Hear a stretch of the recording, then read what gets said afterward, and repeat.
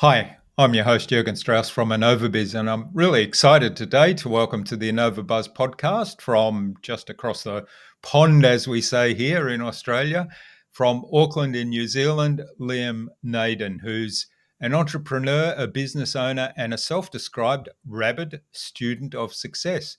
Welcome to the Innova.buzz podcast, Liam. It's a great privilege to have you as my guest. Thank you, Jürgen. I'm thrilled to be here. Thanks very much. Now, one of the things I did have to clarify before we started recording was where you actually are. You're from New Zealand originally, but you live as a digital nomad, and you're telling me that you live on boats, on motorhomes, and travel the world at the same time while running your business. So that's one thing I'd love to dig into. You're also a speaker, a teacher, author, and you help people who are already successful, and that might be all of us. Another one I want to explore some more to understand how to use their brain in the right way. So lots of things for us to explore today. Before we get on to many of those topics, what's the impact you're hoping to make in the world today, Liam? Well, I guess the main message I'm trying to help people understand is that we all make life far more difficult than it needs to be. And they're actually we are biological beings and we fit into a biological world. And there's so much about our biology that controls not only who we are and how we function, but it also controls how successful we are. And it's as simple and fundamental a law of success, the natural law of success, as other laws like the law of gravity. But most of us have forgotten, or we've never been taught, how we naturally are designed for success. And so my mission, really, the impact I want to have, is to help people understand who they really are, how we function biologically, and how we can get into the flow of success rather than spending all our time struggling to achieve success, which doesn't really work. Yeah, often we struggle against barriers that we've created ourselves, right? Which is the overcomplication you mentioned.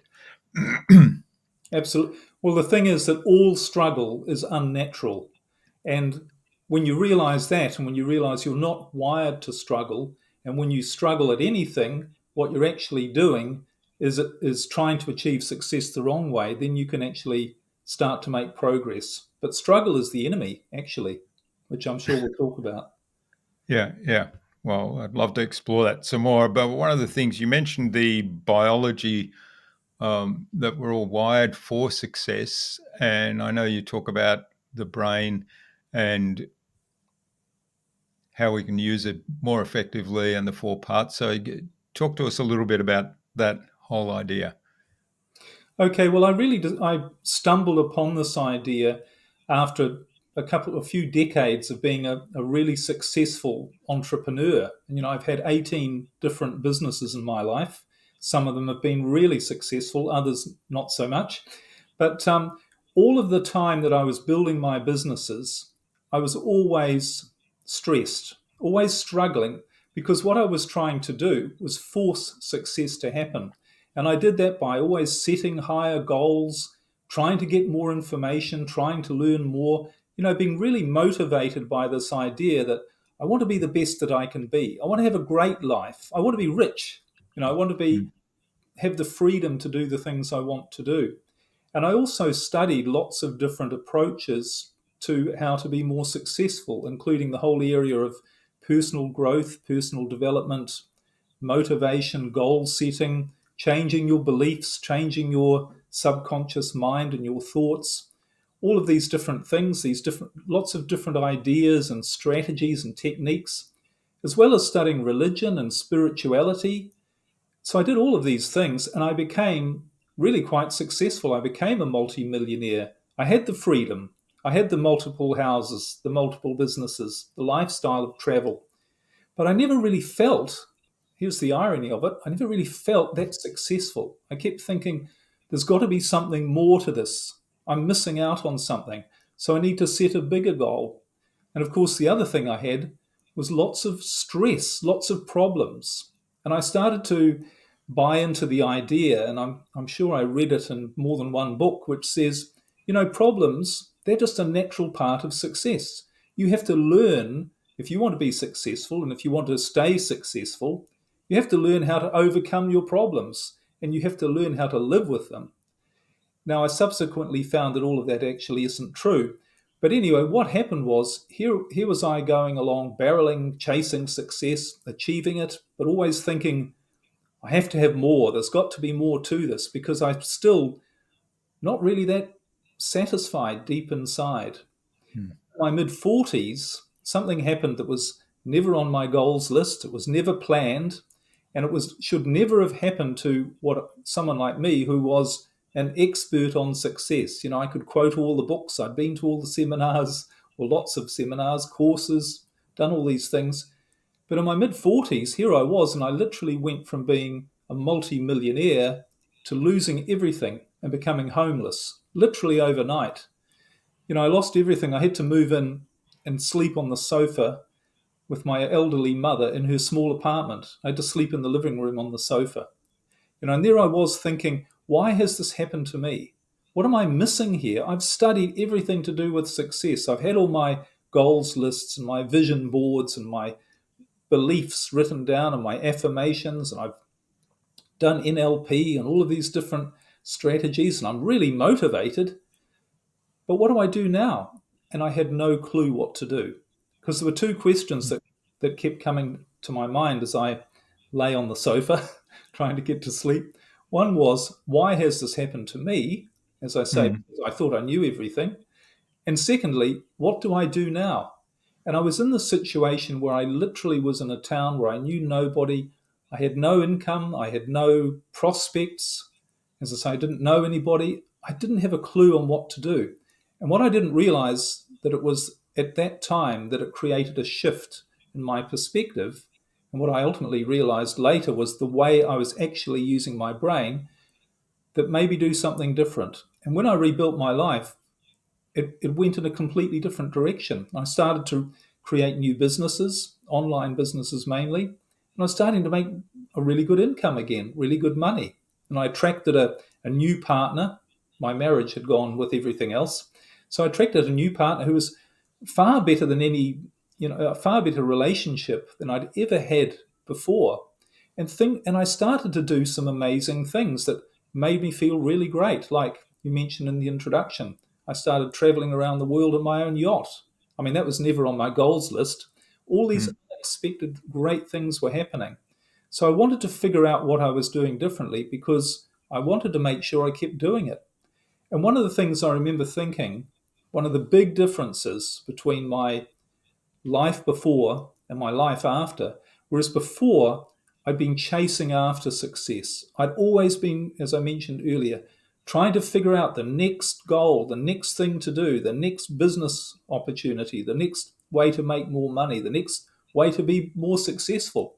So I was really pushing hard all the time and learning as much as I could, setting bigger goals.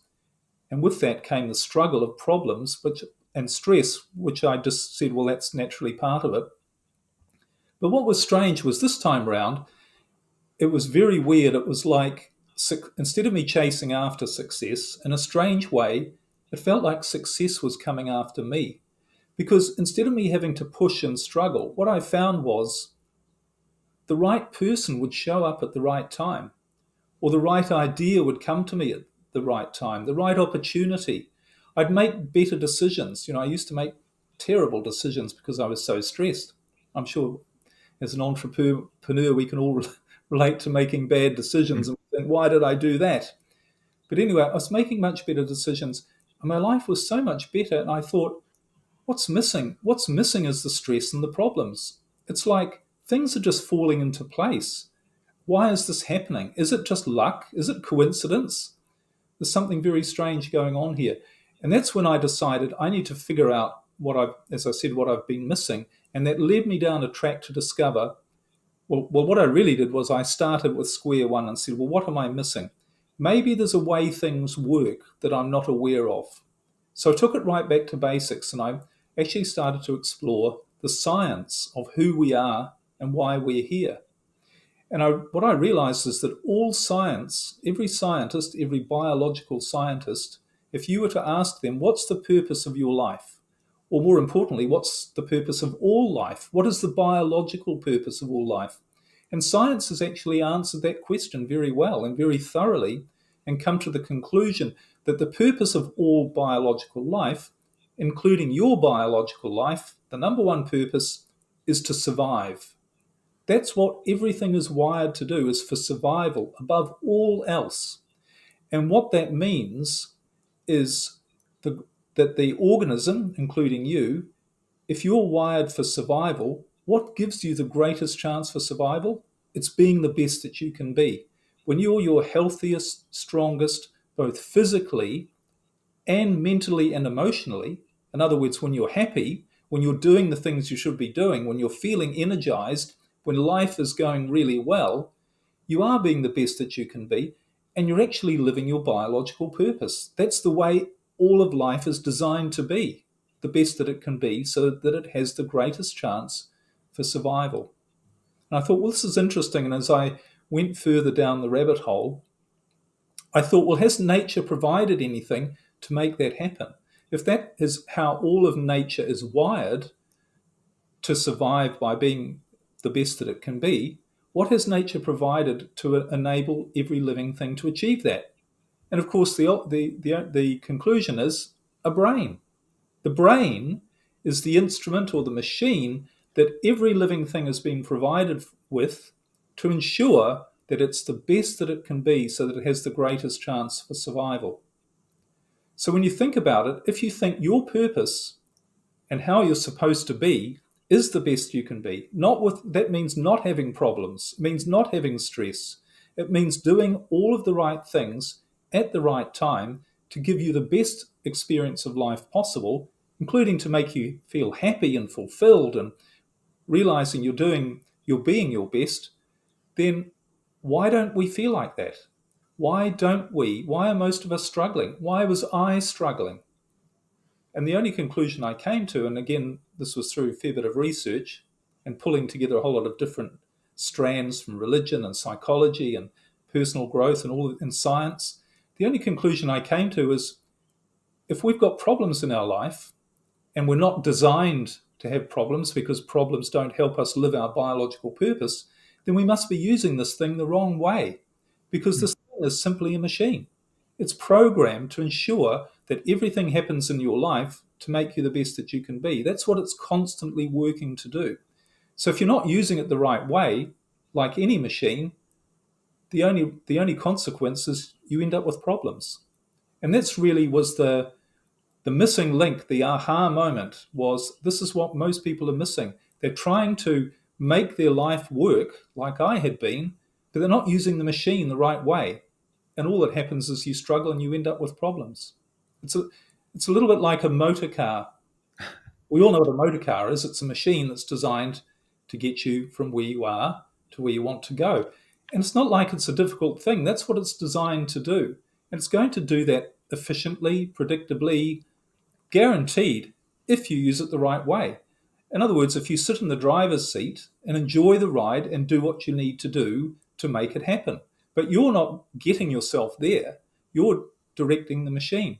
But if you didn't know how a car worked and you were to stand behind it, and you thought, I need to try and figure out how this works. It's got wheels. I know, I'll stand behind it and I'll push it along. So imagine what would happen. You wouldn't get very far, if anywhere. You'd exhaust yourself and you wouldn't get a very good result. And you'd be saying, well, what you might be saying if you didn't know how the car worked, you'd say, I'm the problem. I'm not trying hard enough. I'm not motivated enough. I'm not strong enough. I need to work on developing my muscles so I can push it harder. Whereas someone else would come along to you and say, you're making it far too hard. It's not supposed to be difficult. It's supposed to be an enjoyable ride. You're supposed to use the machine in the way it's designed to be used. And this is how you do it. So that's really how I came across this whole thing. All right. Well, tell us a little bit more about your model then for using your brain in the most efficient, optimal way. Okay, sure. Well, this is all based on science, and there are lots of scientific terms and jargon I could use, but I've simplified it down to a model that anyone can understand. But essentially, there are 4 parts to your brain, and these are all physical parts. So we're not talking here about, the subconscious mind or the conscious mind or anything sort of theoretical or spiritual or whatever you like to call it. This is biology. This is parts of your brain that have different functions. So the first part of your brain is what I call your rational thinking brain. And your rational thinking brain, it's actually mainly contained in a part of your brain called the neocortex, which is the top of your head. But the rational thinking brain, the purpose of that is to act like a library or a database or a storage house of every piece of information that you pick up during your lifetime. So everything and every moment that you experience through your senses and through your thoughts, it's taken into the rational thinking brain and stored there so that you can use that information later. You can label things. You can say, that's a tree, not a horse. And then you can talk to someone else and you can put labels on things so we can communicate. So that's a tree. Yes, we agree it's a tree. But all it is it's a library, a collection of your experience. So that's your rational thinking brain. Obviously very useful and vital for survival. But the second part is located just below your neocortex, your rational thinking brain, and it's what I call your emotional feeling brain. And this is pretty obvious what this does. This is responsible for how you feel. So it creates emotions and feelings through chemicals that it releases to determine whether you feel good or bad or whatever emotion that it is. The third part of your brain is located at the back of your head, and it's what I call your survival brain. And the survival brain, this is what manages, as the name suggests, your moment by moment survival without you having to think about it. Everything that you don't have to think about that helps your survival, this is managed by this part of your brain. So obviously it's all your physical functions, your breathing, your heart rate, every organ in your body, the workings of that. But there's one other very important part of your survival that has to happen without you thinking about it, that's managed by this part of your brain. And that's what happens when you're barreling along in your life and you're confronted by a threat or a danger to your survival, something that comes at you out of the blue. And there's a weapon or a tool within the survival brain to deal with that, and it's called your fight or flight response. I'm sure we've all heard of that one. Mm. So what happens is when your brain perceives a danger, it activates your fight or flight response in your survival brain, and it gets you to react. So it might be, someone comes towards you and looks like they're going to hit you. So you automatically put your hands up, or you run away, or you shout for help. All of those things, they're just this automatic response. And it's really important that it is automatic because you don't want to think about it. You might not have time to think about it. So that's really important. So those are the first three parts: your rational thinking brain, your emotional feeling brain, and your survival brain. But there's another part of your brain, which is the most important part, and it's what I call your creative brain. And this is located in the very center of the head. And more recently, science is starting to uncover and realize that this part of your brain is a separate part. In fact, we could talk a little bit later, but religion has described this part of your brain ever since recorded history. We've been taught about this, but very few of us know about it, and even few of us know how to use it. But your creative brain, what this is, this is essentially the master of your life. This is the part of your brain that determines you being the best that you can be, living your biological purpose. Because this part of your brain contains all of your imagination, all of your creativity, all of your intuition, all of your higher awareness of what's going on in your life and in your world. And it's also where your problem solving ability resources actually are. They're not in your thinking brain, they're in your creative brain. And the reason for that, I'm sure we've all had this experience where we've had these gut feelings about something, an intuition. Oh, I should do that or I shouldn't do that. It's not something that you've thought about. It's just an idea that comes to you. This is all this is coming from your creative brain, a separate function in your head, a separate place in your head. And we've probably had the experience where you've been wrestling with a problem and you're distracted, or you go to bed and a few weeks later you wake up and you suddenly think of the answer to the problem. And you go, where did that come from? Why didn't I think of that before? This is all coming from your creative brain.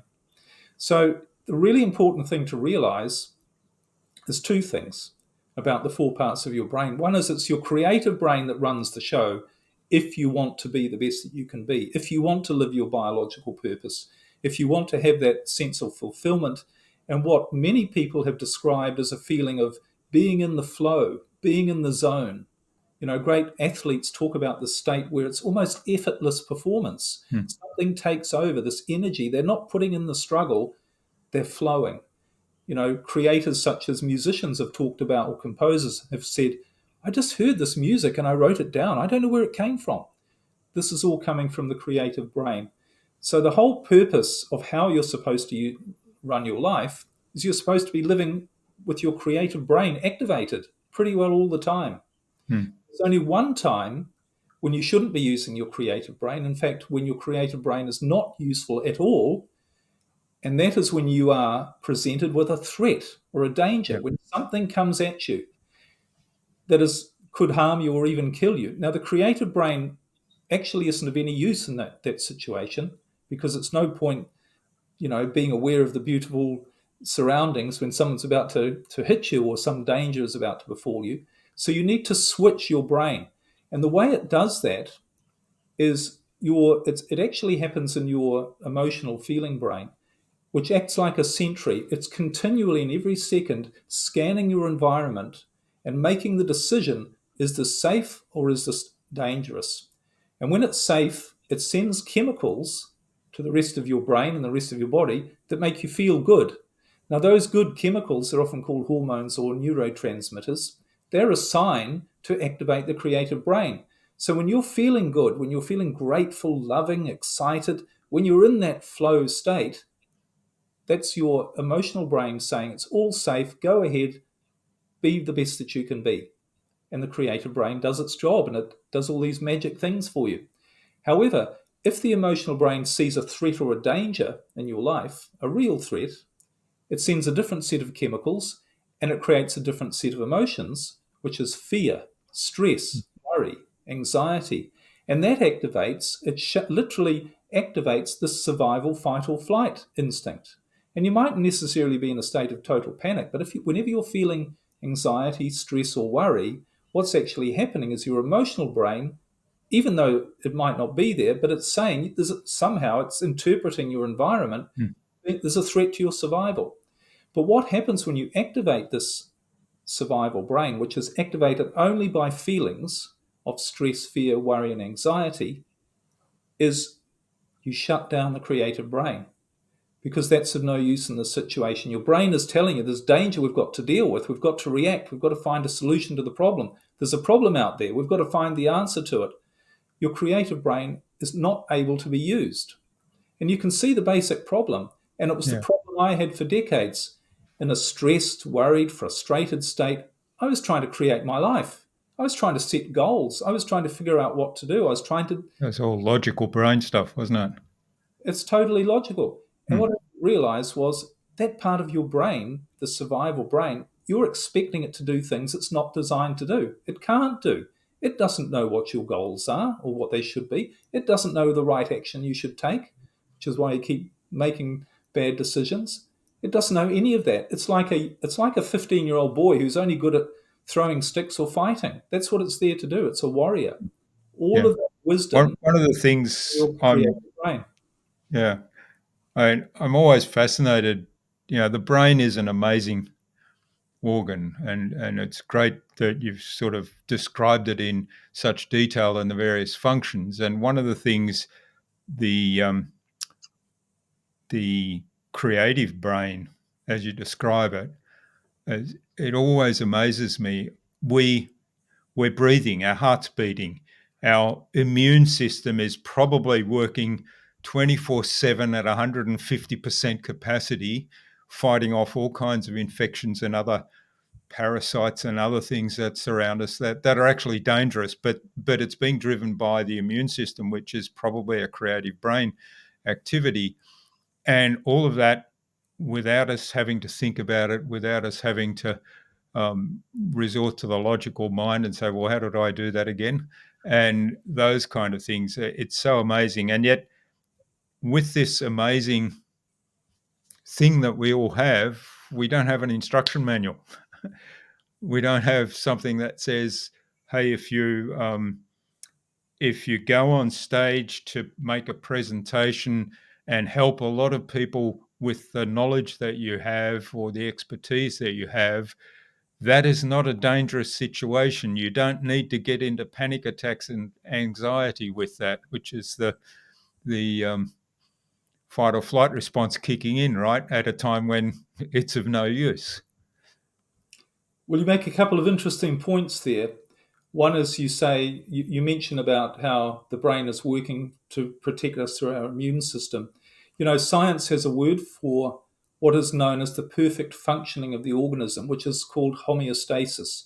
And Mm, homeostasis is the natural state of all living things when everything is functioning perfectly. And that includes our immune system, and it also includes our emotional and mental state, so that we actually do the right things. We are in the state of perfect functioning. Our thoughts are functioning perfectly as well, if you like. And the other interesting thing you mentioned, you said we don't have an instruction manual. We actually do have an instruction manual. I was shocked to find out that all religious texts are instruction manuals on how to use the brain, in particular the Bible. You know, I was brought up a Catholic, and the first thing I really studied and tried to figure out how to find success was in religion, where it said, and my parents and my teachers said, well, it's easy. How you be successful and you get what you want is you just ask God for what you want, you pray, and God will give it to you. But what I did, so I really did all that sort of thing, and I studied the Bible. And when I started to study how the brain worked, I thought, I've heard all of this before. This instruction on how to use your brain. It's actually so clearly laid out in the Bible that we miss it, because it says in the Bible 365 times. Someone counted, one for every day of the year. It says, "Be not afraid." And if feeling fear activates the wrong part of your brain, which is what it does, it activates the survival, fight, flight limited part of your brain and shuts down your creative brain, then isn't that a great instruction? It's not a suggestion, it's an instruction. And it's like, mm, I'm going to keep telling you this. Don't, whatever you do, whatever the cost, don't be afraid. Because when you feel fear, doesn't matter the justification. When you mm. feel fear, you're shutting down the creative part of your brain. And in the Bible, it says all sorts of other things about how to use our brain. It says, give no thought for tomorrow will look after itself. That's about not having fear. Do not worry about what you shall eat, drink, and wear. It'll all be provided for you. And the funny part about it is, that's what I found when I started using my creative brain. Things did show up. I was provided for. I started off in my mid 40s with nothing, and all of these things were happening to bring all these coincidences, if you like, were starting to happen to get me back on my feet and get good things happening. So we do have this instruction manual, but because we don't understand how the brain actually works, we don't understand that that's what we're supposed to do. But it's a little bit I like, guess, yeah, I guess uh, be not afraid is fine, and it's pretty clear instruction. But how do you do that? And yeah, I'm afraid I'm not a Bible scholar, so maybe it's in there as well. But the all the all those kind of instructions that come from the various things I've studied, they kind of seem to me to appeal to the logical brain. Here's the information, here's the instructions. But the fight or flight mechanism, as you pointed out, kicks in instantaneously without, and it has to, without me consciously doing anything. So if I cross the road and there's a car coming at me at 100 miles an hour and I'm on the middle of the road, that fight or flight mechanism has got to kick in instantly and I've got to react instantly. And that's brilliant if it does that.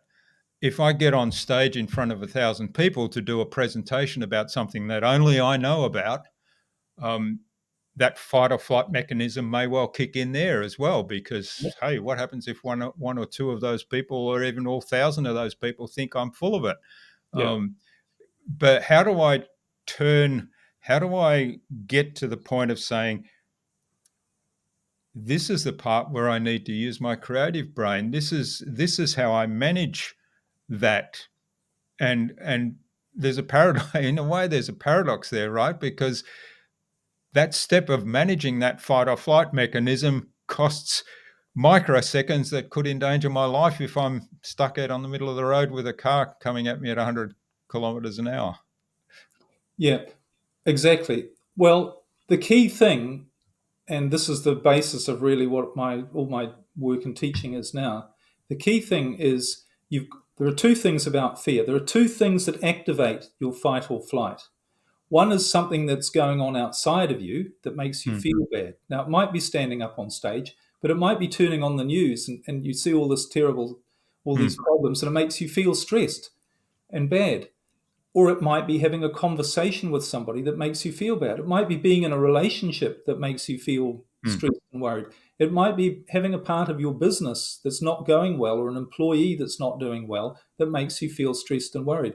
So, what you need to do, and it's very simple but not easy, you need to start eliminating all of the things in your life that are making you feel bad, that are making you feel stressed. That means turning off the TV. That means um, not having that conversation. It might mean ending that relationship or doing mm. something about your business to get rid of the thing that's making you stressed. And you might say, well, that's difficult to do. But if you understand how your brain works and you trust that your brain will bring you far better things and you don't need to worry about it, then you're not going to worry about making Yeah. those sorts of decisions. But the other thing in terms of what you're saying about, okay, but why do I feel stressed when I stand up on stage? Well, here's what happens. All of your life, remember I mentioned about the rational thinking brain, you've been accumulating all this information, all of these ideas, and when they're stored there, a lot of them aren't necessarily Mm. ideas that are good for you. And it Yeah. might be that standing up on stage is really scary. You might have read something in the distant past about people being ridiculed, or you might have had an experience of being ridiculed. Maybe you're at school and you stood up and said something and everyone laughed at you in class. We don't know all of these things, but they're all stored in the Mm. logical thinking brain. And what the emotional brain does is when it's trying to make a decision about whether your environment is safe or not, it takes the information out of your rational thinking brain because that's how it makes sense. So it says, right, you've been in this situation before, but and it was really bad. It could have harmed you. So this is a bad situation to be in. So literally, what you've done all your life is you've programmed your brain to see dangers that aren't real threats to your survival. Mm. And that's what you need to do. You need to get back in and retrain your brain. And it's not a complicated process, but you need to find out what your unconscious fears are, why it's making you feel bad. Another good example is your wife comes to tell you they want a divorce. Now, does that make you feel really stressed and upset? Or do you go, okay, well, that's exciting. I didn't want her anyway. It depends on the situation. If your brain makes you feel stressed and worried and afraid, literally what your brain is saying, this situation is bad for you. It's a threat to your survival. It means you're going to no one's going to love you again. You're going to end up on the rubbish heap under a bridge. You're going to lose everything. No, you're going to be a failure. You're going to have regrets. These are all ideas that your Mm. brain has picked up throughout your life. So you need to re educate your brain to see the difference between a real threat to your Yeah. survival and an imaginary threat. And what Mm. I I think discovered, that's a really, really important point. And one of the things you said earlier about eliminating the things that cause stress and cause anxiety and so on. I mean, the first part of that obviously is recognizing what is the cause. But one of the things I find really helpful is to say, well, what are the things I can control? Because I can do something about those. And then what are the choices I can make about those? And then what are the things that are out of my control that I can't really do anything about? And how can I not worry about those? So the perfect example of that in the conversation you brought up is turning on the news and seeing all the bad things happening in the world, right? Now, I can't change most of those bad things happening in the world. I can't really change those. Certainly not directly, certainly not instantly. Um, so, is there any point in worrying about those bad things happening? Because I can't change it. But I can change one thing, I can turn off the TV. So, taking that, okay, what can I influence and take that action for me, I found that to be really helpful to eliminate a lot of those um, things that cause stress or things that cause problems. And your divorce one was kind of, I don't know whether that was your experience, but it sounded a little flippant to me. But it is a perfect example of saying, okay, this has happened. How can I reframe this, and how can this become an opportunity?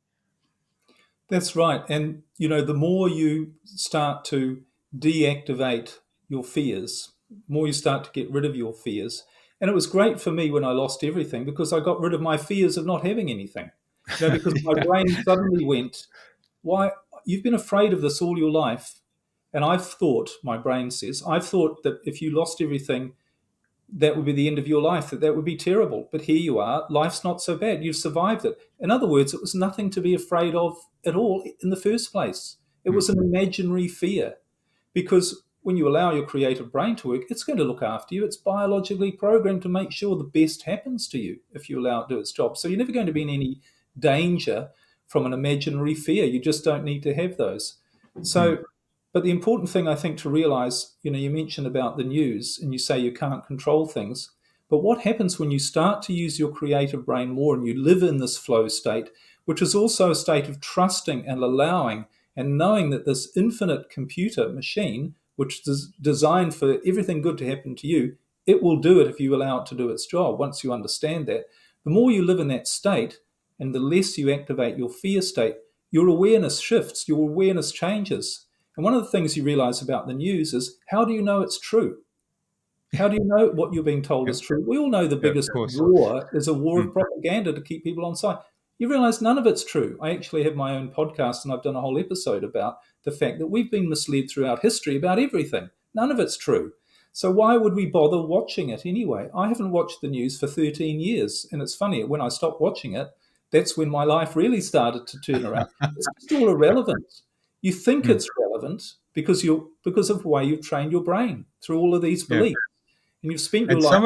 some of it is like we talk about living vicariously, right? We pick up on some good news story or some celebrity, for example, and these celebrity shows, I think that's their appeal, is that we kind of live vicariously through somebody else's perceived wonderful life, whether true or not, of course.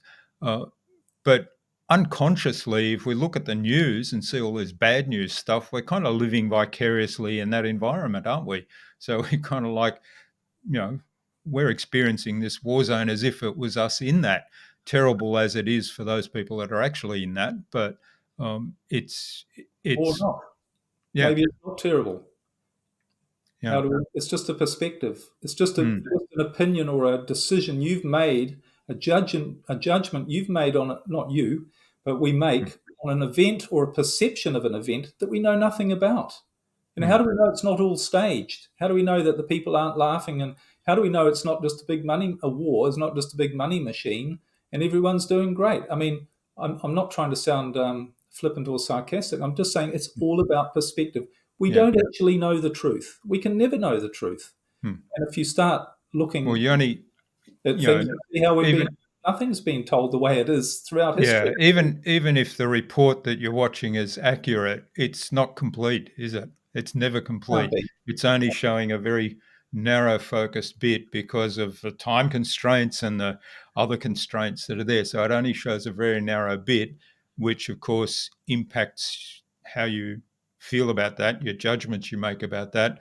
Hmm. But there's all this other stuff, and you don't have that information. No, all you have is the perspective of the person telling you the Mm. story, and you don't even know if they know what's going on. Yeah, And you also don't know if they don't have something they want you to believe about yeah, what yeah. they're saying. So it is all, and again, some people say to me, "Oh, how can you stop watching the news? And how can you just discount your problems?" I'm not saying discount your problems, but one really important thing to realize about this whole fear thing, remember, this is biology. When you feel fear, stress, worry, anxiety, it's biologically guaranteed to put you in the wrong brain, to activate the wrong part of your brain Mm. to make you make the right decisions and be the best that you can be, switching off that part. Well, Liam, I could talk about how wonderful the brain is for ages with you, and of course, all the important things that you've highlighted here, how we need to remove fear and stresses from our life to be more successful and to have a worry free life. But I think we'll leave something for the listener to discover on your website, and we'll link to that in a moment. I think it's a good point now to move on to the buzz, which is our innovation round, the same 5 questions I ask of every guest.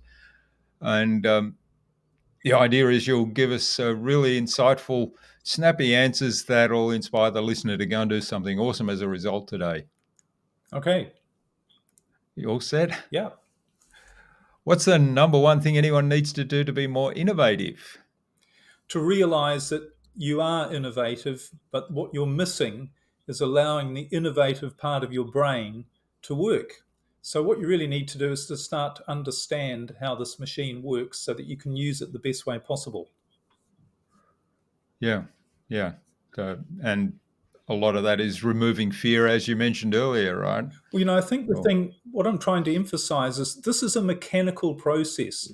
We're not talking here about sort of changing your beliefs or changing some theoretical idea about the mind. This is biology. This is as biological. You are as programmed, your brain is as programmed to make your life the best that you can be, just as your heart is programmed to keep beating or your lungs are mm, programmed to keep breathing.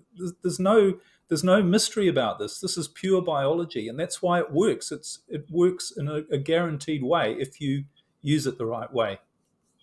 yeah, yeah. All right. And what's the best thing you've done to develop new ideas? Well, lose everything and realize that you need to let go. You need to take a different approach. Realize that all of the struggle, all the trying to figure things out, all that does is block you. It keeps you using the wrong part of your brain. So when I lost everything, became homeless, that gave me the opportunity to say, I need to do something different and I need to give up. I need to give up the struggle. And when you do, you're not giving up your control, but you're actually passing your control to the real part of you. So that was the best thing Mm, that ever happened to me. It was a great lesson. And I'm sure anyone who's been through a big crisis in their life can probably look back and say it was one of the greatest things that happened to them because it teaches you so much. mm, mm. Yeah, and often we feel a bit sorry for ourselves when something like that happens initially, At right? the And yet time, there's a not big necessarily opportunity fun at there. the time. Yeah, yeah, Yeah. absolutely. So I guess recognizing those moments when you don't need to get to rock bottom, recognizing those moments that are setbacks and taking those as opportunities to change course or to let go of fear or expectations. Yeah, there's an easier way to do it than hitting rock bottom. And that's really what I've back engineered into a process which I call brain rebalancing, which I teach. So you don't have to hit rock bottom, but it certainly doesn't hurt hitting rock bottom. It's all good. Yeah, Everything's good. excellent. You'll be safe. Yeah. All right. Do you have a favorite resource you use most often? Well, this is an interesting one. My favorite resource is actually my creative brain. And one of the things I do, and it is first thing in the morning, just as I'm waking up, and last thing at night when I'm just about to go to sleep, when my thinking brain is shut down, I start to ask myself questions and have a conversation. And I don't do this, Mm, I've actually turned it into a bit of a habit. But maybe I'd suggest to people who are listening to try this just when you're in a relaxed state, which is often first thing in the morning or last thing at night. Just start to ask yourself some questions, and you will be amazed at what an incredibly insightful, wise conversation you will have with your creative brain that's going to bring you information and ideas. You're going to think, how did I think of that? Where did that come from? And you'll mm, start to realize that this really is a resource. This really is something that you have, an intelligence that you can use that is going to give you far better results than just trying to struggle through everything all the time. mm. Do you have that conversation in your head or do you do it out loud? Both, usually in my Both. head. I don't want to wake Mm. my partner up. Yeah. You can do it in your head, and you find yourself doing this, or I find myself doing this at all sorts of times. It's like you really do develop this conversation, and this, what you're really developing is a relationship with yourself, mm, with your true self, not this, you know, battle that we often have in our brain and our mind all the time, but you're actually starting to understand who you really are. So that's my mm. greatest resource, and I think it's everybody's greatest resource. Well, it Yeah. is. It's. I was just going to say, understanding who you really are. It's really developing some self awareness, isn't it? Because I find myself a lot, and probably it happens more than I'm aware. But it happens a lot. Is there'll be an idea pops into my head, and I actually have that kind of conversation usually in my head. Let's say, well, where did that come from, Yeah. or why did that pop up right now, and and asking those questions and delving into that, I can kind of understand more as to why did my brain serve up that idea right now.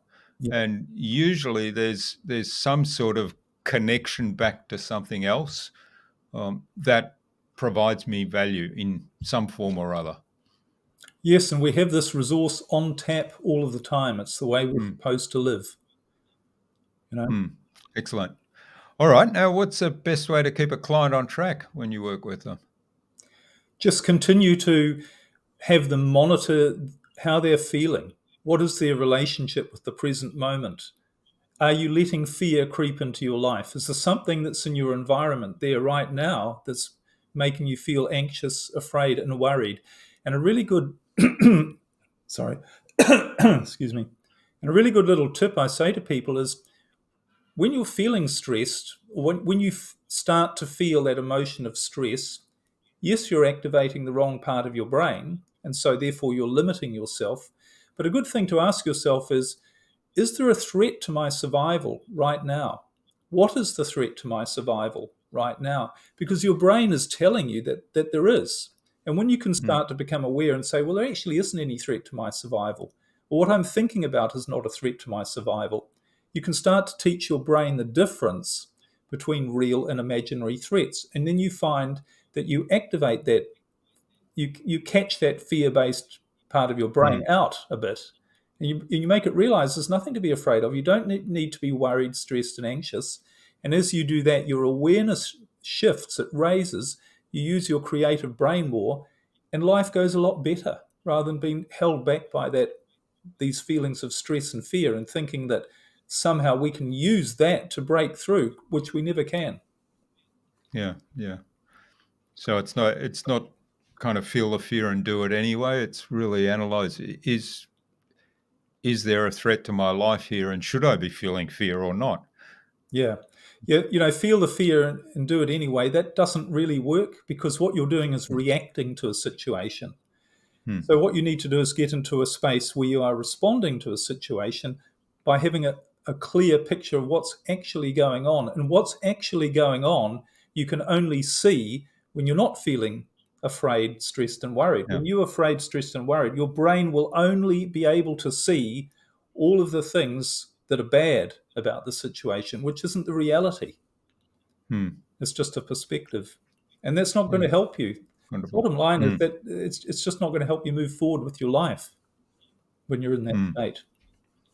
Yeah, wonderful. That's a really interesting way to reframe a situation where we're feeling that stress and maybe remove it very quickly. It probably happens very quickly once you practice it a little bit. This is a new habit. People Hmm, say, for instance, if you want to lose a lot of weight, you have to create new habits, and you know that it's not going to happen instantly. So you start by understanding and learning, what do I need to do that's going to give me a long-term effect of losing weight, because it's not going to happen instantly.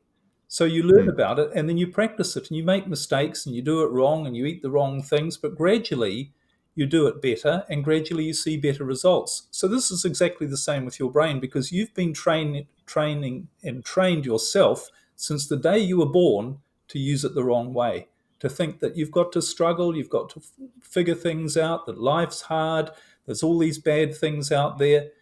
This is a different habit, rather than saying, I've got to create a new habit of using this different part of my brain.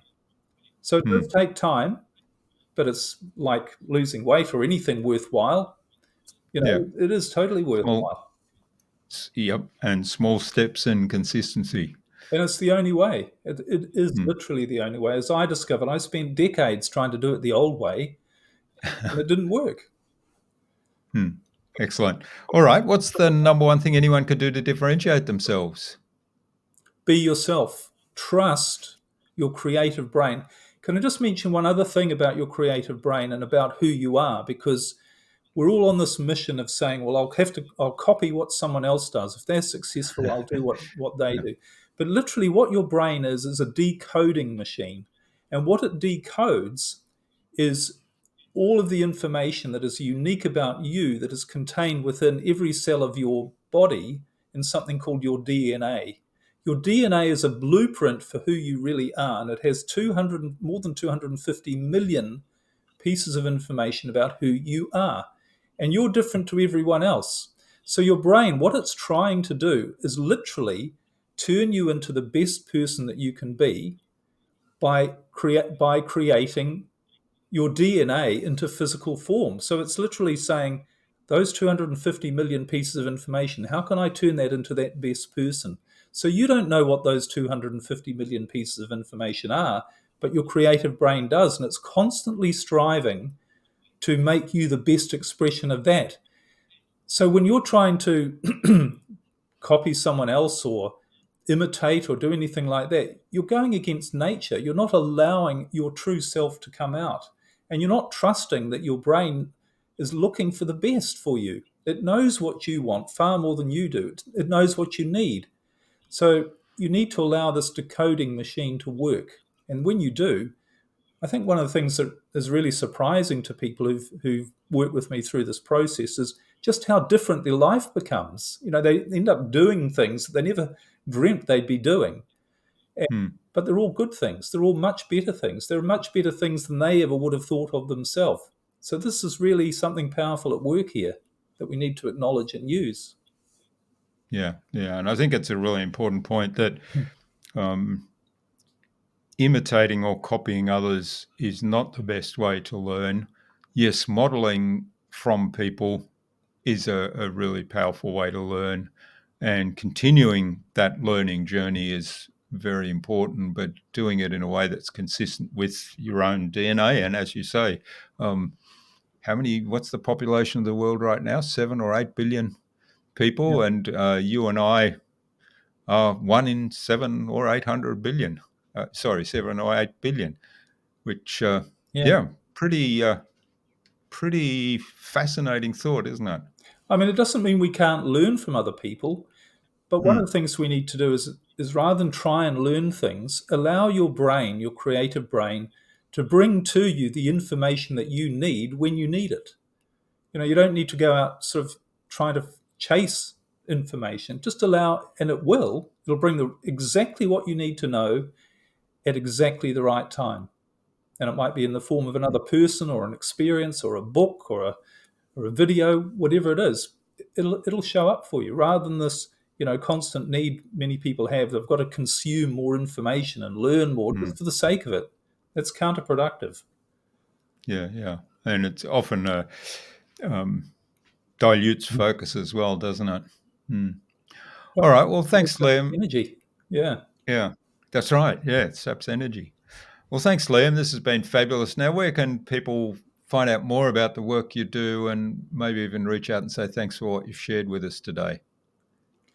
Yeah, what I'd like to share with your people listening actually is a special website I have, and you'll probably put it in the show description, but it's called letyourselfoffthehook.com. Let yourself off the hook.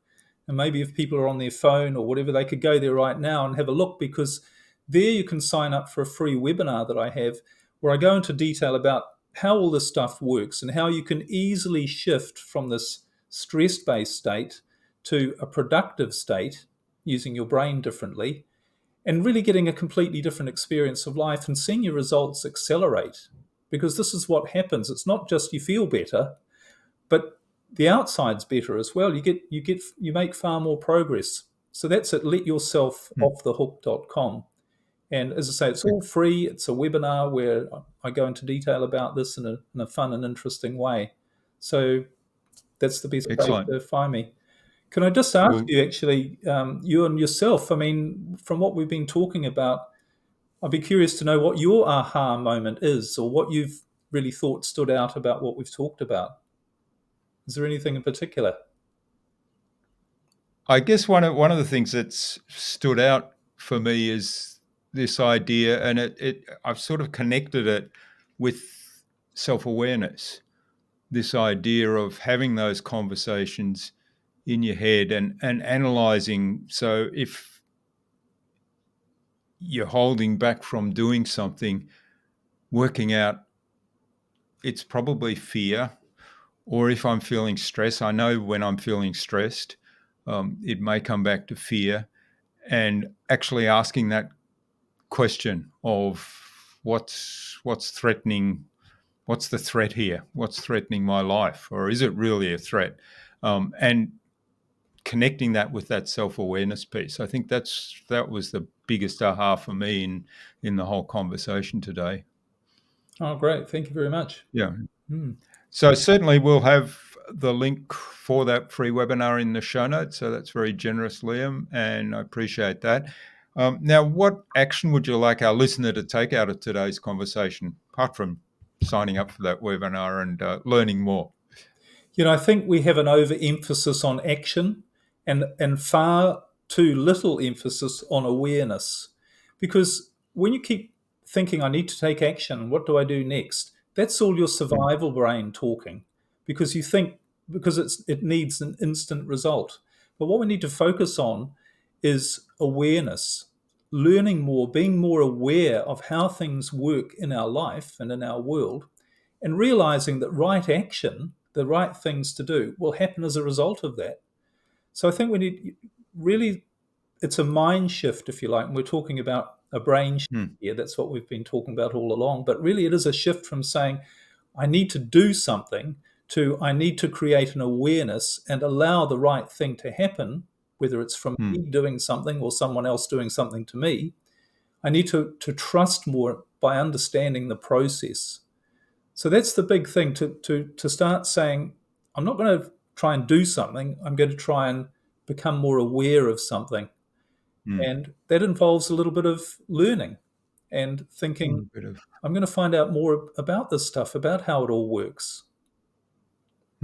a little bit of introspection, and there's the self-awareness piece again. Yeah, my business coach often uses the term.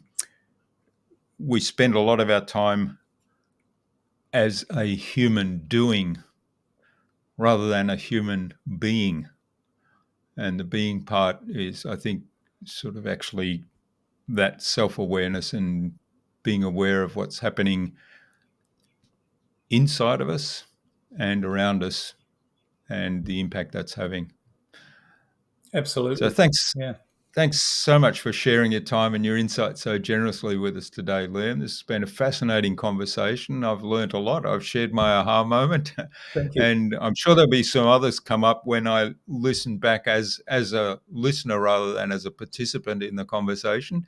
So I'm looking forward to that, and I'm looking forward, of course, to sharing it with our audience. So all the best for the future, and please do stay in touch. Thanks, Jürgen. Definitely will. Thanks very much for having me.